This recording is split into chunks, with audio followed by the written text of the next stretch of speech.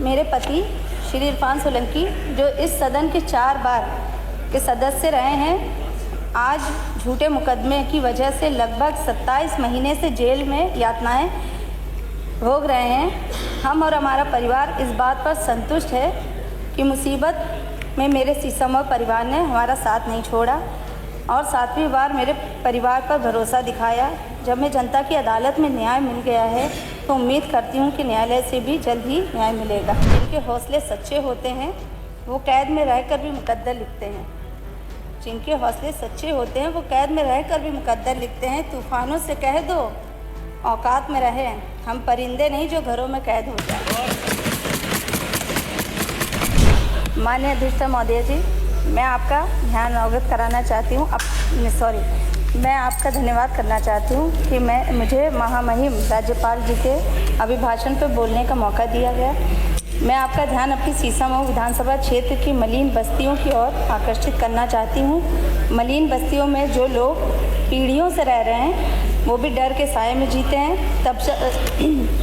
जब तक बस्ती खाली हो जाएगी का डर सताता रहता है। कुछ बस्तियां सरकारी भूमि पर है, वो कुछ निजी हाथे, जैसे मसलन द्वारकापुरी चूना भटिया है, टेंडीवाला हाथा है, जीवन लाल हाथा है, देवी दीन का हाथा है, बर्मा सेल शिव नारायण सिंह का हाथा है, गुलाम मालिया का हाथा है, राधे श्याम वैश्य का हाथा है आदि लगभग 34 बस्तियां हैं हमारे सीसामऊ क्षेत्र में।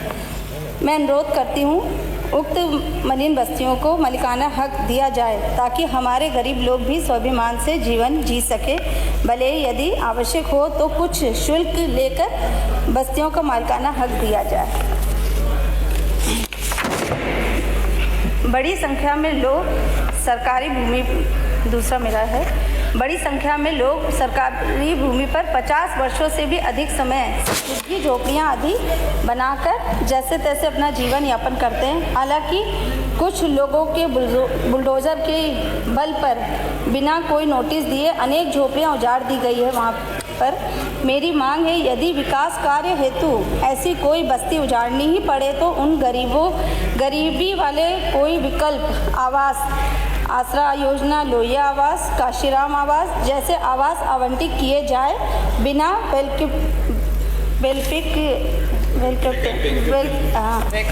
वैकल्पिक व्यवस्था व पर्याप्त नोटिस गरीब की झोपड़ी को उजाड़ने ना दिया जाए। माननीय अधिष्ठा महोदय, मैं उपचुनाव जीतकर आपके बीच में हूँ। उपचुनाव से पहले माननीय मुख्यमंत्री जी ने लगभग 36 करोड़ के विकास कार्यों का शिलान्यास किया हमारे क्षेत्र में। वो मेरे क्षेत्र की लाल इमली भी चालू करवाने की घोषणा की थी उन्होंने। अब अनुरोध है कि माननीय मुख्यमंत्री जी द्वारा किए गए शिलान्यास कार्यों व लाल इमली को चालू करने की कार्य को प्राथमिकता से कराया जाए। मेरे लिए बहुत अहम मुद्दा है ये और मैं चाहती हूँ कि मैं आपके बीच में ये बात रखूँ। मेरे पति श्री इरफान सोलंकी, जो इस सदन के 4 बार के सदस्य रहे हैं, आज झूठे मुकदमे की वजह से लगभग 27 महीने से जेल में यातनाएं भोग रहे हैं। हम और हमारा परिवार इस बात पर संतुष्ट है कि मुसीबत में मेरे सीसम परिवार ने हमारा साथ नहीं छोड़ा और 7वीं बार मेरे परिवार पर भरोसा दिखाया। जब मैं जनता की अदालत में न्याय मिल गया है तो उम्मीद करती हूँ कि न्यायालय से भी जल्द ही न्याय मिलेगा। अब 2 लाइन में हम अपनी बात कहना चाहते हैं। जिनके हौसले सच्चे होते हैं वो कैद में रहकर भी मुकद्दर लिखते हैं। जिनके हौसले सच्चे होते हैं वो कैद में रहकर भी मुकद्दर लिखते हैं। तूफानों से कह दो औकात में रहे, हम परिंदे नहीं जो घरों में कैद हो जाए।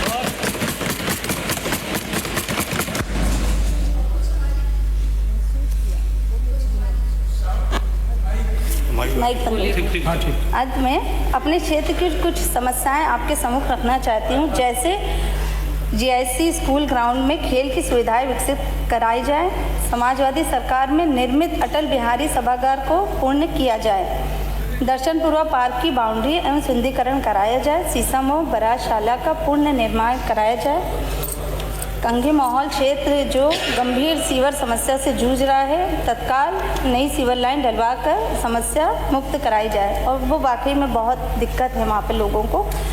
और JNNURM कि अधूरी पेयजल परियोजनाओं को पूरा कराया जाए, गरीब ठेले वालों व ज़मीन पर दुकान लगाने वाले लोगों का उत्पीड़न बंद किया जाए।